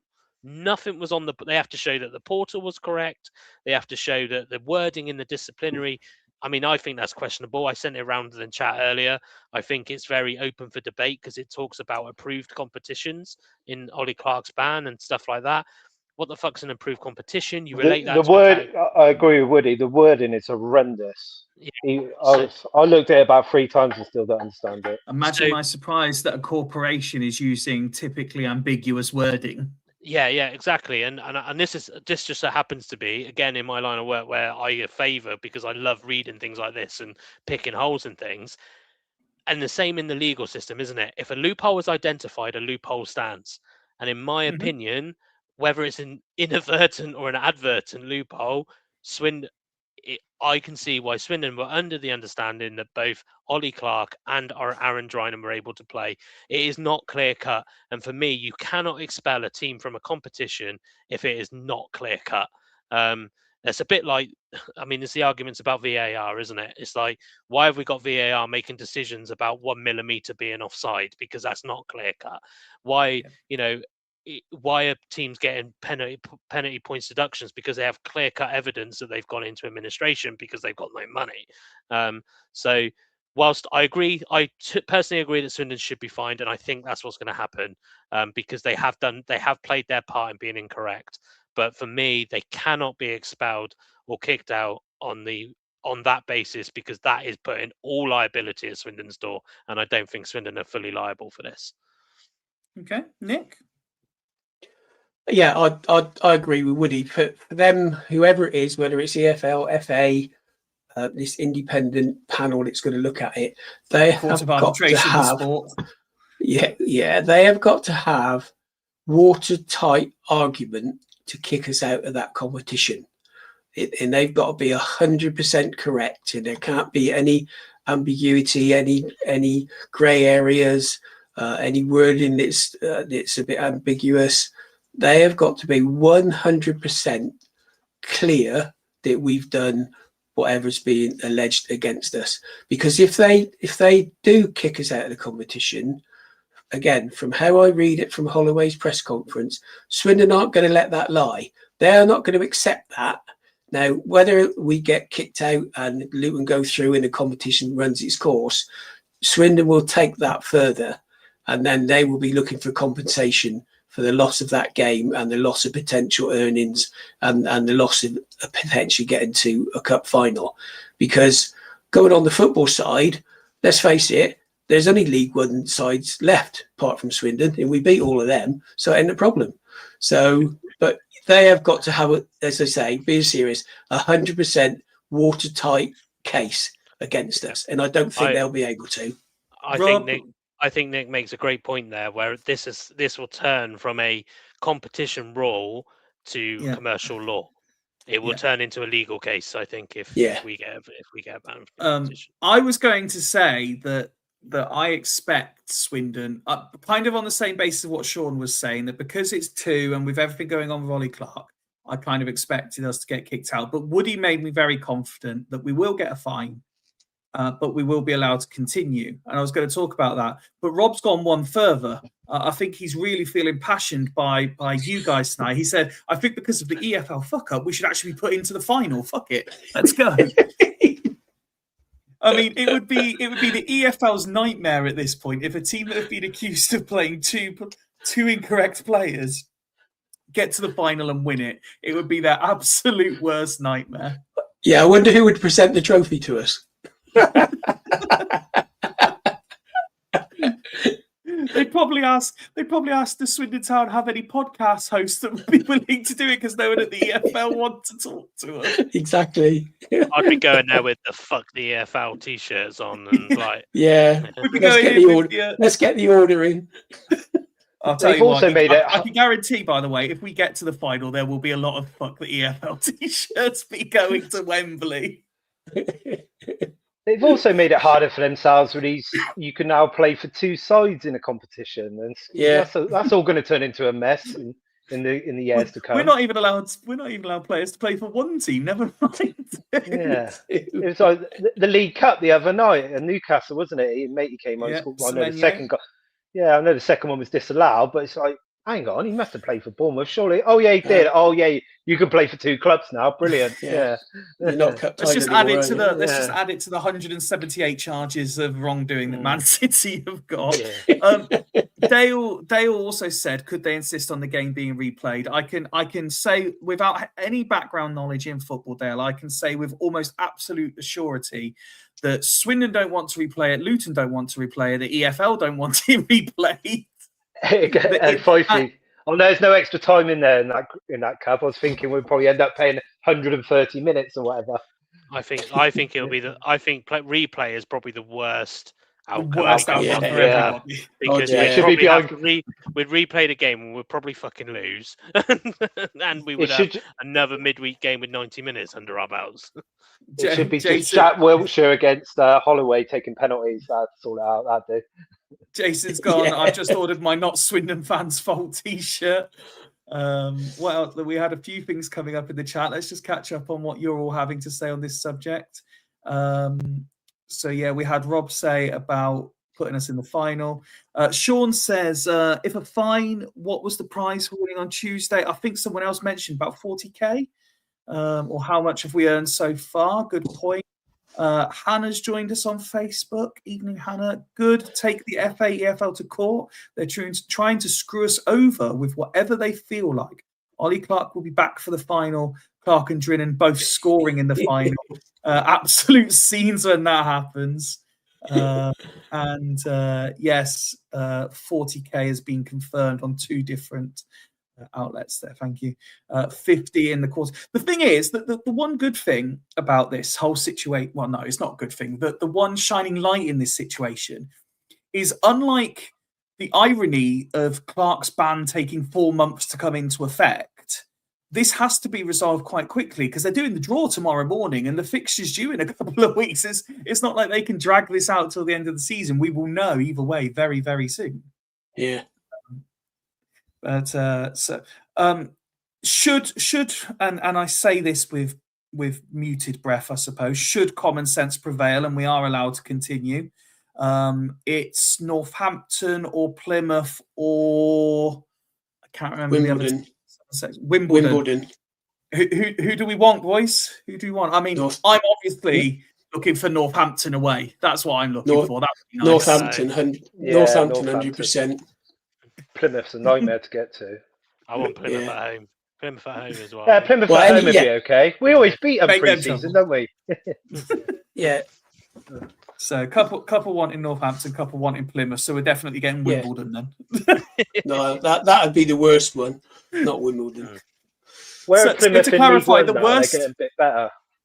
To clarify, what we've decided, the worst possible outcome is the game gets replayed and then we draw Wimbledon.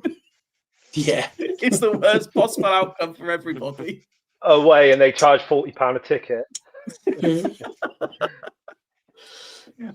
Okay, let's leave that one there. I think we've analysed that one to its nth degree, and we will comment more as the situation becomes clear. What that does mean, as we run into extra time past our usual 90-minute mark, is it's time for the return of everyone's favourite jingle.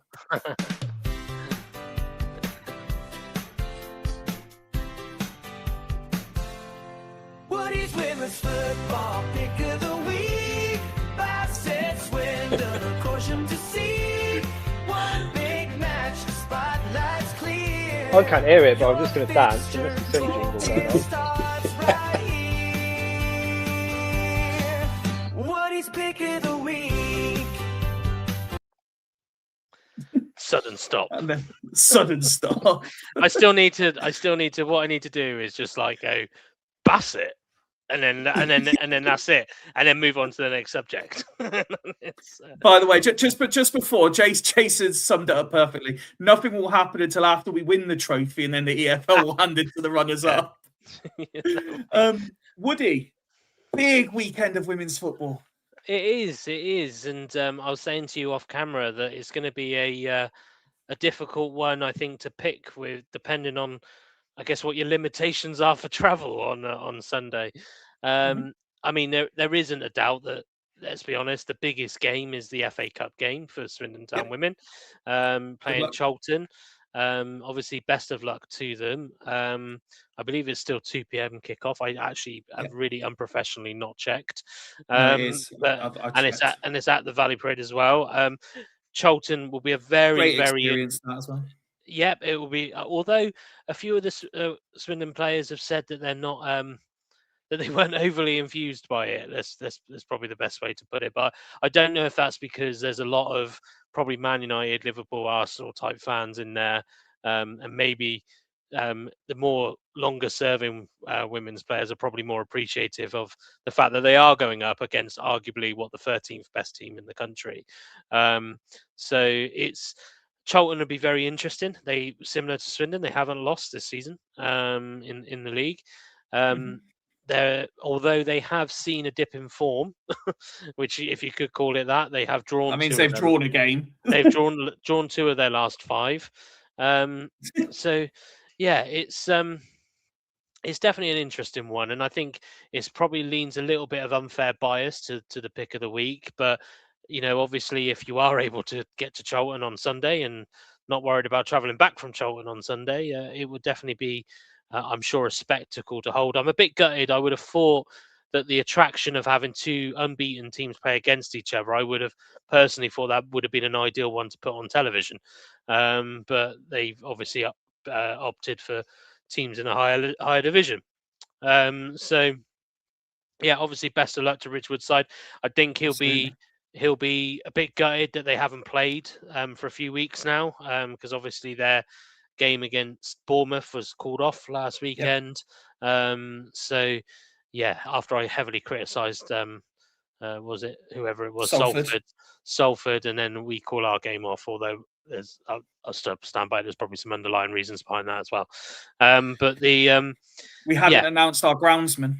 Yeah, exactly. Yeah. So, but no. So if travel's not an issue, I'd personally go watch the Charlton game. Failing that, slightly closer, but not as close to home, you've got Bitton and Corsham. So obviously that's the only league game out of our three teams.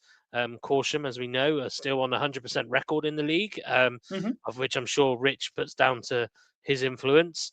And but Bitton are one of those sides that they haven't had a terrible start. They are mid-table, but they have played considerably less games than those around them.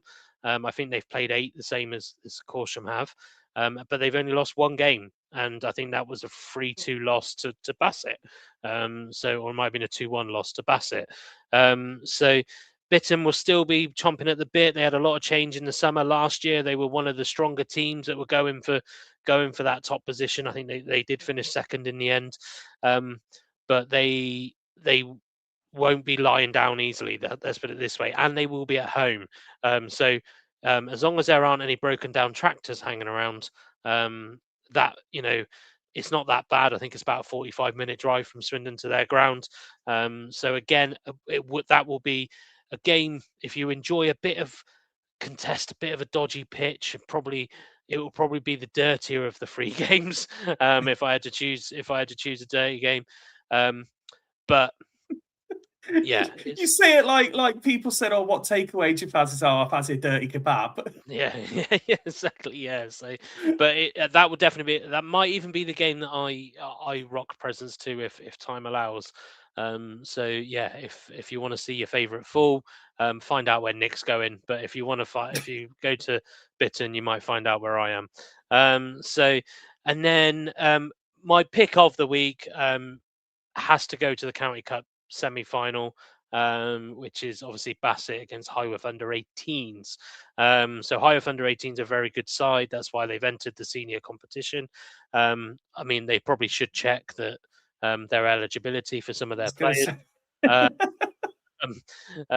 Which is actually a serious note, because is this where some of the jokes come in, like in AFCON, where some of the players are too old or too young and having fake ages? Well, this is the interesting thing, and considering that for some reason eligibility has been in the headlines recently, when you really think about it, under-18 football, you only have to be 15 years old to play, but you can't be 15 years old to play adult football.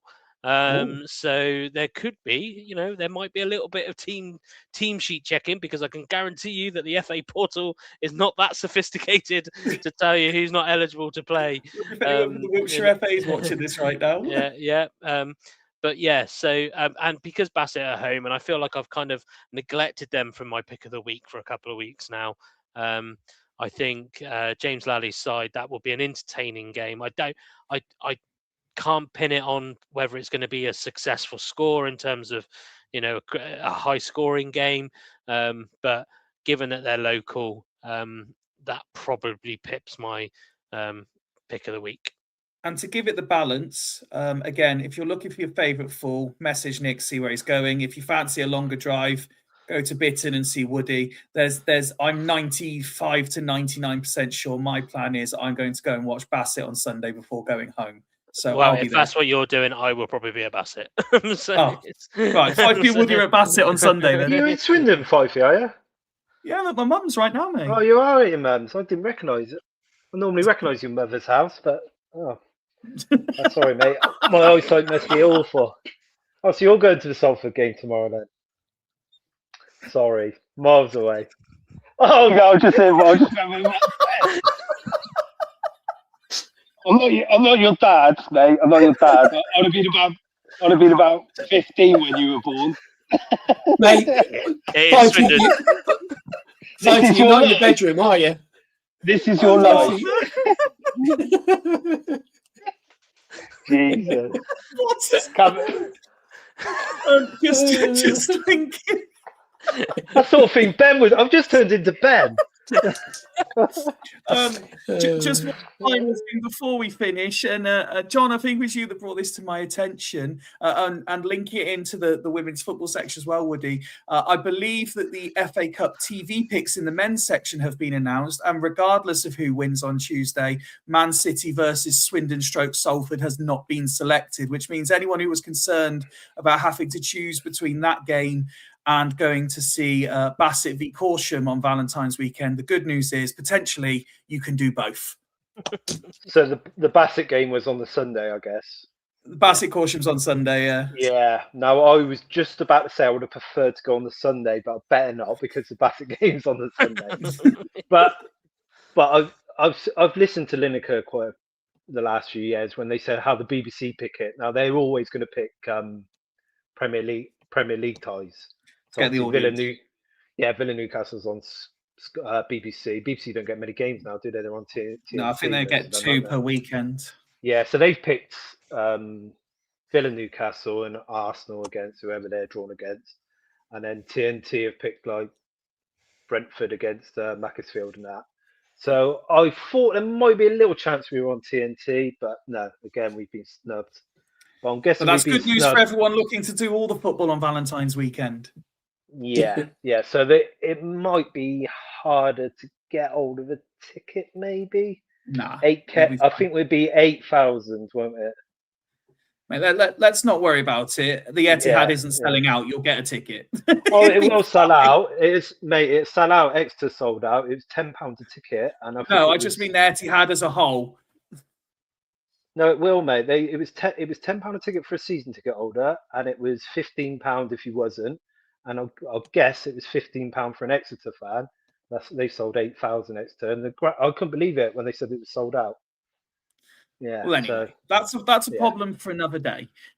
Gentlemen, it has been a pleasure as always. I am off to have a very confused conversation with my mum, and I'm ever so sorry. I'm ever so sorry, Fyfye's mum. I will retract that. The only time I've ever seen Fyfye sat in that seat is through this podcast. I'm guessing she does live around the old Headlands area, though. If I'm gonna have a guess, because that's the school you went to. Rob Boncini, if you want specifics. Yeah, okay, that's not far from me actually. I could probably walk it. You could indeed, sir. You could indeed. Anyway, like the rest of the guys, I hope to see many of you there tomorrow. Let's be loud, proud. Let's put all of the shenanigans of this week behind us, at least for 90 minutes, and let's get back on the road to promotion with a massive 3 points. As I say, I'll be there. The guys will be there. Let's have some fun. But from me, Woody, Nick, John, and all the fools, have a great weekend, whatever you're up to. We will see you around, and we will be back on Monday to discuss what I'm sure will be very straightforward, no problems headlines in the footballing world. Good night, everyone. Have a great weekend. Let's run over Beckham and Neville's side. Come on, the town.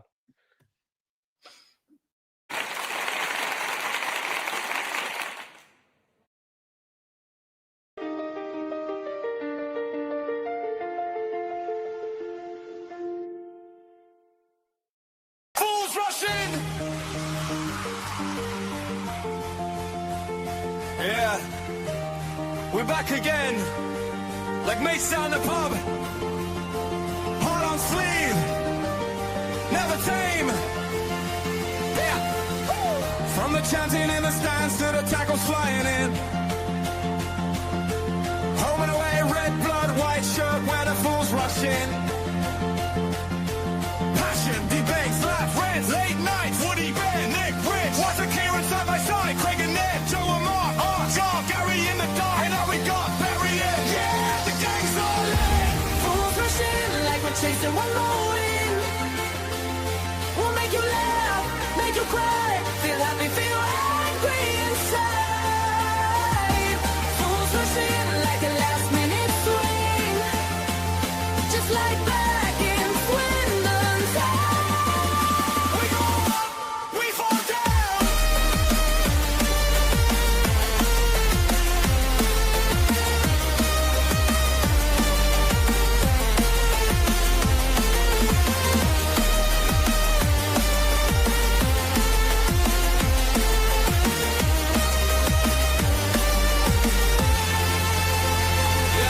From the goals that lift the roof, unit grows when it goes wide. We argue, we agree, but you're all here on the right. Fyfye jumping in the chat, every story, every stat. Thank you for watching, for listening, commenting back. Fable tires on the board, and us recruitment in our corner. This is our club, our crowd, turn it up a little louder.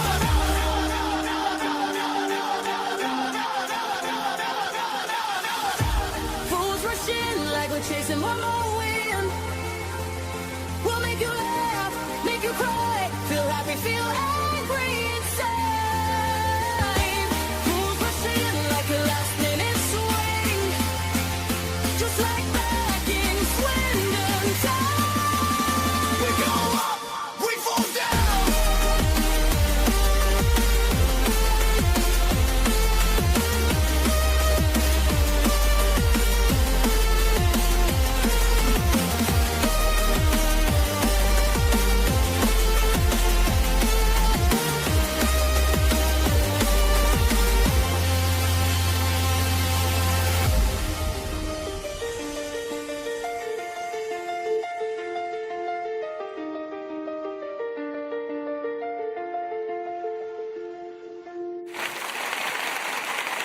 Fools rushing.